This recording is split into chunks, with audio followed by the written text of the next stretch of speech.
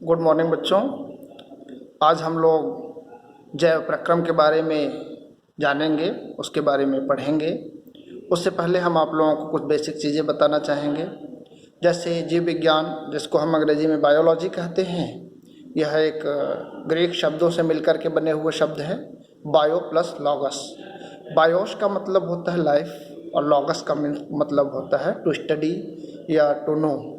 मतलब किसी भी सजीव के बारे में जानने की जो प्रक्रिया है उसी को जीव विज्ञान कहते हैं। जीव विज्ञान में मुख्य रूप से दो भाग या दो घटक होते हैं, एक वनस्पति विज्ञान और एक जंतु विज्ञान। फादर ऑफ जूलॉजी और फादर ऑफ बायोलॉजी, मतलब जंतु विज्ञान के पिता और जीव विज्ञान के पिता दोनों ही एक ही हैं, जिसको हम एरिस्टोटल या अरस्तु कहते हैं।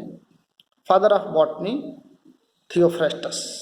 थियोफ्रेस्टस को हम वनस्पति विज्ञान के जनक या वनस्पति विज्ञान के पिता के नाम से जानते हैं। अब हम बात करेंगे जैव प्रक्रम।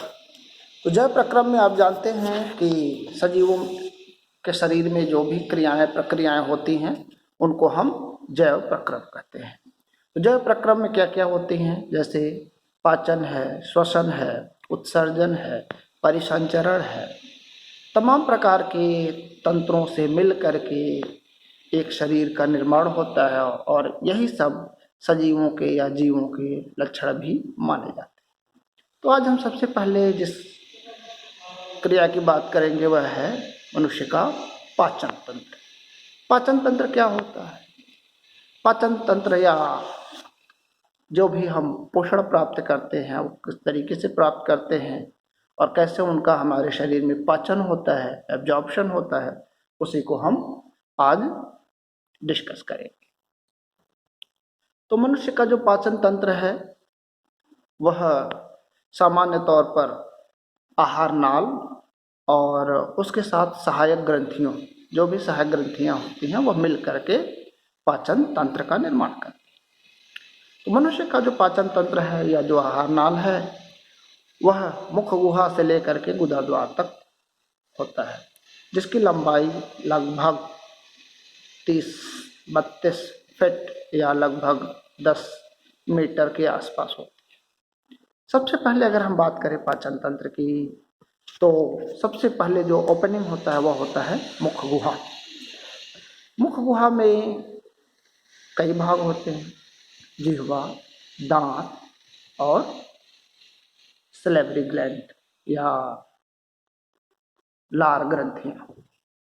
उससे पहले हम आप लोगों को पाचन तंत्र का डायग्राम दिखा करके उसके अंगों के बारे में आपको हम बताएंगे, जो कि इस प्रकार है। यह है मनुष्य का पाचन तंत्र, जिसमें सबसे ऊपर आप देखेंगे यह मुख गुहा है, जिसमें मुख है और जिह्वा है। मुख गुहा से होकर के आगे बढ़ता है, जिसको हम ग्रसनी कहते हैं। ग्रसनी एक लंबी नलिका होती है जिसको हम ग्रसिका कहते हैं। ग्रसिका आकर के इस थैली नुमा संरचना में खुलती है, जिसको हम आमाशय कहते हैं। इसी आमाशय में जब हम भोजन करते हैं, भोजन को चबाते हैं, तो वह आकर के यहीं पे इकट्ठा होता है। मतलब इसको आप आहार नाल का स्टोर रूम बोल सकते हैं। उससे पहले हम आप लोगों को इसके कार्यों के बारे में भी, इसके फंक्शन के बारे में भी बताते चलेंगे। अगर हम मनुष्य के दांत की, मुख गुहा की बात करें तो मुख गुहा में दांत पाए जाते हैं।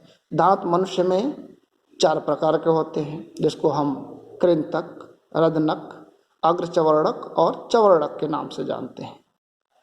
चारों प्रकार के दांतों का काम अलग है। सामने के जो 2 ऊपर और नीचे 2 4 चौड़े दांत होते हैं उनको हम कृंतक कहते हैं। उसके बगल में एक थोड़ा नुकीला दांत होता है जिसको हम रदनक कहते हैं, कैनाइन अंग्रेजी में, सामने वाले को इंसिजर। तो जो कैनाइन होते हैं वह मांसाहारी जंतुओं में नुकीले होते हैं ताकि वह मांस को आसानी से फाड़ सके, चब। उसके बाद अग्रचवर्णक और चवर्णक होता है। अग्रचवर्णक 2 और चवर्णक 3। तो इस तरह मनुष्य में कुल 32 दांत होते हैं, जिनका दंतसूत्र आप लोगों को बताया गया है। फिर से अगर आप जानना चाहें तो उसको हम आपको बता देंगे।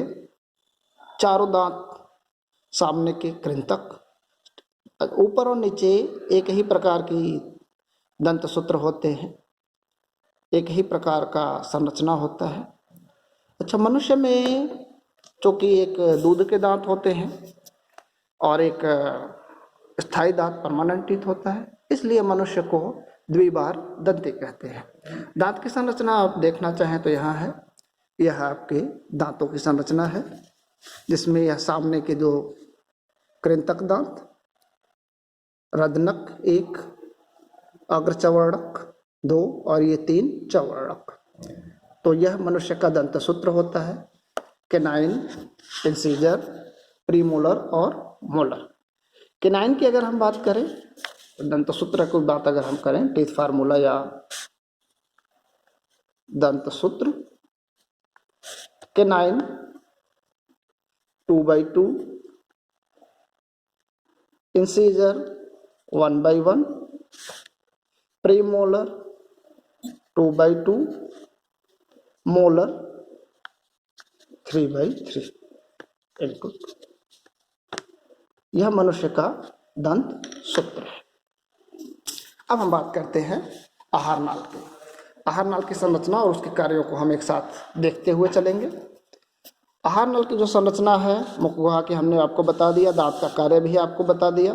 सामने का दांत जिसको केनाइन कहते हैं वो काटने का काम करता है भोजन को, इंसीजर उसको फाड़ने का काम, प्रीमोलर और मोलर उसको ग्राइंडिंग और मिक्सिंग का, चबाने और पीसने का काम करते हैं। जीभ जो होता है वह भोजन को इधर उधर दोनों जबड़ों के आसपास घुमाता फिराता रहता है, और जो लार ग्रंथियों से लार निकलता है उसको मिक्स करने का काम जीवा का करता है। इसके अलावा जीभ का जो दूसरा एक महत्वपूर्ण कार्य होता है वह होता है टेस्ट, स्वाद, जिसके लिए जीभ पर स्वाद पैपिला या स्वाद ग्रंथियाँ पाई जाती है। इसके बाद भोजन जब मुंह में चबा लिया जाता है, उसके साथ लार मिल जाता है, तो उस भोजन को हम काइम कहते हैं। वह काइम आपके मुख गुहा से होते हुए आपके ग्रसनी और उसके बाद स्टोर रूम मतलब आमाशय में आता है। आमाशय में आने के बाद तमाम प्रकार के एंजाइम्स जिसमें HCl है स्रावित होता है, और वह भोजन को इमल्सिफाइड करता है, इमल्सीकरण। और इसके बाद जो भोजन होता है उसको हम काइल कहते हैं। आमाशय में आने के बाद आमाशय के ऊपर आप जैसा कि संरचना देख रहे हैं, यकृत है, पित्ताशय है, पित्ताशय से पित्तरस, यहाँ से बाइल जूस का स्राव होता है, और उसके बाद भोजन आता है ग्रहणी में। ग्रहणी, आमाशय और ग्रहणी के बीच में आप यह संरचना देख रहे हैं जिसको अग्न्याशय या पैंक्रियाज कहते हैं। यहाँ से अग्न्याशयी रस का स्राव होता है जो कि पाचन के लिए आवश्यक है। इसके बाद वह भोजन ग्रहणी से होता हुआ छोटी आंत में आता है। बीच की संरचना जो छोटी आंत है, छोटी आंत में भोजन का मैक्सिमम पाचन हो जाता है। जितना भी है मैक्सिमम पाचन छोटी आंत में हो जाता है, और उसमें एब्जॉर्प्शन होता है छोटी आंत में, बचे हुए भोजन का अवशोषण। उसके लिए आंत की अंदरूनी दीवारों में अंगुलियों जैसे संरचना होती है जिसको विलाई, और उसके ऊपर फिर छोटी छोटी संरचना होती है जिसको माइक्रोविलाई, हिंदी में इसको रसांकुर और सूक्ष्म रसांकुर कहते हैं। इसके द्वारा यह पचे हुए भोजन का अवशोषण करता है, जिसकी संरचना हम आपको दिखाना चाहेंगे। यह संरचना है रसांकुर की।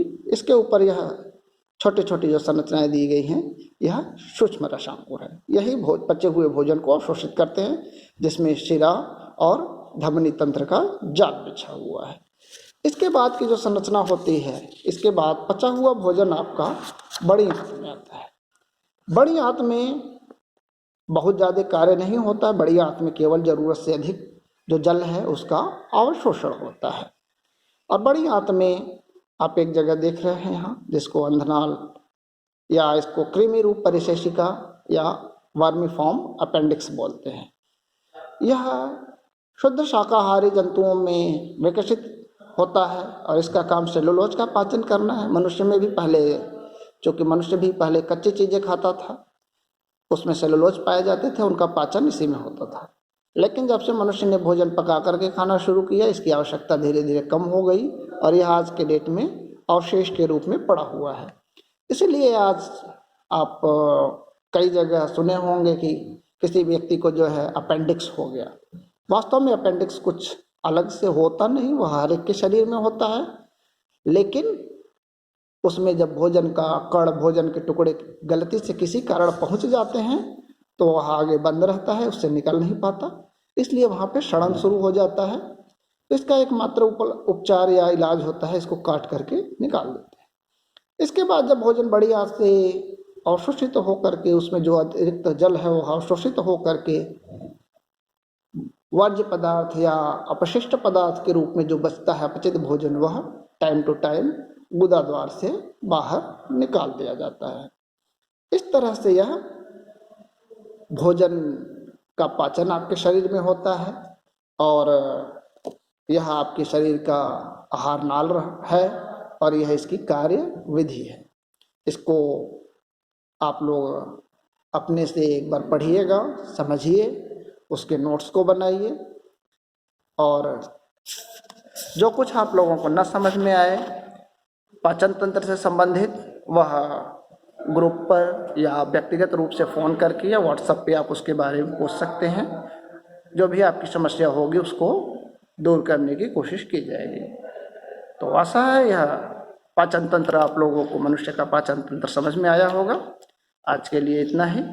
नेक्स्ट क्लास में आप लोगों को दूसरे तंत्रों के बारे में या दूसरे जो आपकी श्वसन तंत्र या उत्सर्जन तंत्र, परिसंचरण तंत्र, इनमें से किसी एक टॉपिक को लेकर के उस पर डिस्कस किया जाएगा, बात किया जाएगा। आज के लिए इतना ही। धन्यवाद।